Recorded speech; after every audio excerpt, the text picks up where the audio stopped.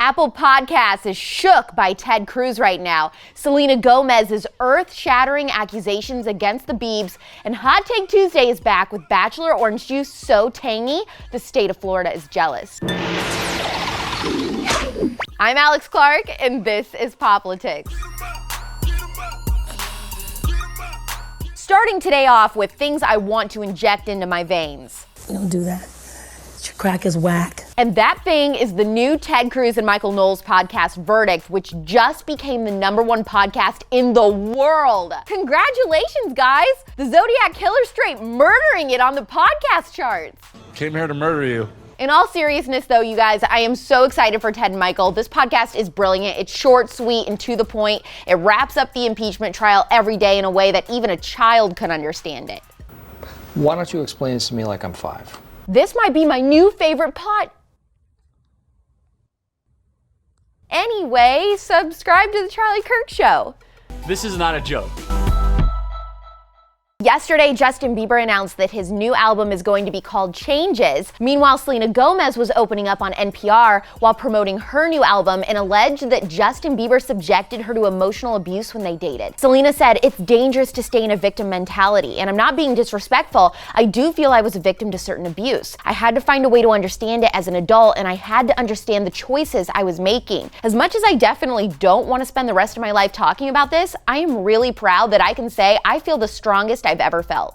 A little detective work tells us last September, Justin did allude to not treating Selena very well on Instagram. He said, "I became resentful, disrespectful to women, and angry. I became distant to everyone who loved me, and I was hiding behind a shell of a person that I had become. I felt like I could never turn it around. It's taken me years to bounce back from all of these terrible decisions, fix broken relationships, and change relationship habits." The question of the day is, do you think Justin has really grown up and changed for the better, or is he just one mop bucket away from the edge? Justin Bieber pees into a mop bucket. It's Hot Take Tuesday, which means I torture producer Abigail in front of the camera, not behind it.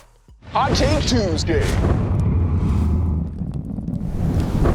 Country singer Chase Rice slammed The Bachelor producers after he was featured on last night's episode of The Bachelor. Yes, I saw this. This was so juicy. 5 oranges. So producers booked him to perform a concert date last night for Peter and Victoria F without him knowing who Peter would be bringing on the date. And then she comes out with Peter and sees Chase and is like, and he's like, poor guy thought he was just some country thought on to promote his music like the rest of them. Nope. All is fair in love and war and reality TV. It's a television show. Victoria F told Peter that her and Chase used to date, but we know that really means they only dated for one night.